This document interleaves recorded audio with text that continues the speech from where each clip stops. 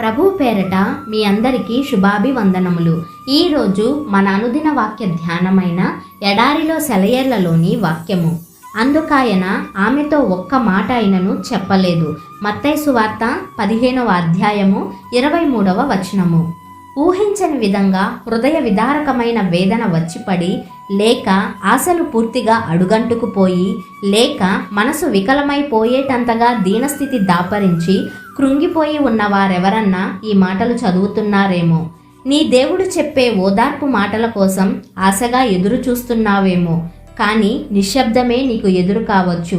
అంతా అయోమయంగా ఇంకా కొంతకాలం అనిపించవచ్చు. అందుకాయన ఆమెతో ఒక్క మాట అయినను చెప్పలేదు.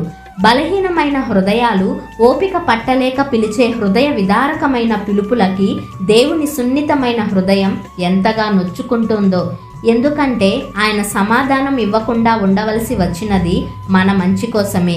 యేసు ప్రభువు నిశ్శబ్దం ఆయన మాటల కంటే ఎక్కువ అర్థవంతంగా ఉంది.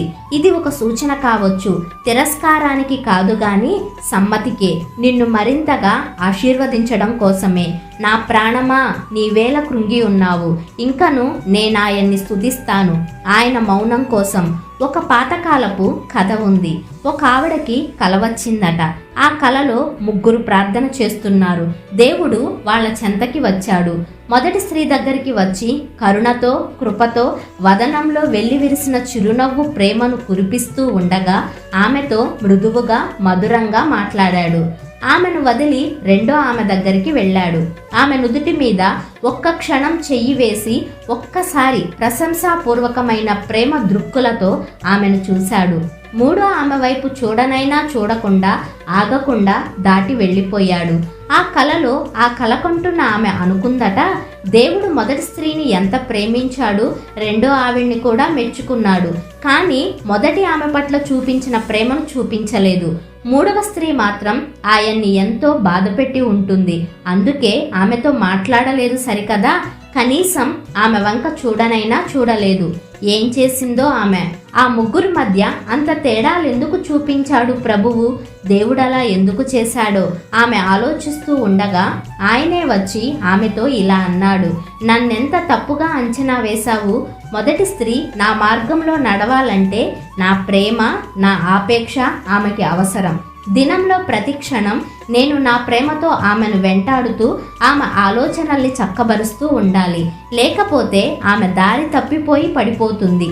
రెండో ఆమె విశ్వాసం కాస్తంత గట్టిది. ఆమె ప్రేమ లోతైనది. పరిస్థితులు ఎలాంటివైనా, మనుషులు ఏం చేసినా ఆమె నా మీద విశ్వాసం ఉంచుతుందన్న నమ్మకం నాకుంది. నేను నిర్లక్ష్యం చేసినట్టు, పట్టించుకోనట్టు ఉన్న ఆ మూడో స్త్రీకి ఉన్న విశ్వాసం, ప్రేమ అతి శ్రేష్టమైనవి. నేనే ఆమెకు అత్యున్నతమైన బాధ్యతాయుతమైన సేవ కోసం అతి కఠినమైన పద్ధతులను ప్రయోగించి శిక్షణనిస్తున్నాను.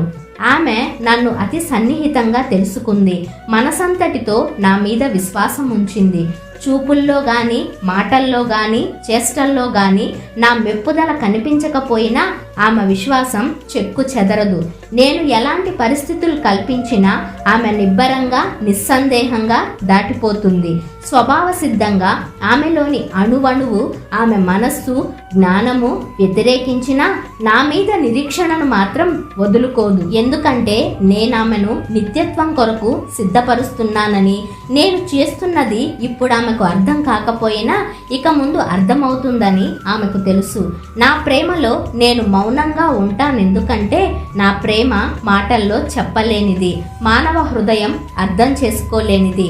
బాహ్య సంబంధమైన వాటి వల్ల కాక ఆత్మచేత బాధ నొందిన వాళ్ళై మీరు కూడా సహజంగా నా ప్రేమకి స్పందించి నా మీద విశ్వాసం ఉంచాలన్నదే నా ఆకాంక్ష. ఆయన మౌనంలోని అంతరార్థం నువ్వు తెలుసుకొని ఆయన్ను స్తుతిస్తూ ఉంటే ఆయన నీ ద్వారా అద్భుతాలు చేస్తాడు. తన బహుమానాలను ఇవ్వకుండా దాచిపెట్టిన ప్రతి సందర్భంలోనూ ఆ దాతను నువ్వు మరింత లోతుగా అర్థం చేసుకోగలగాలి.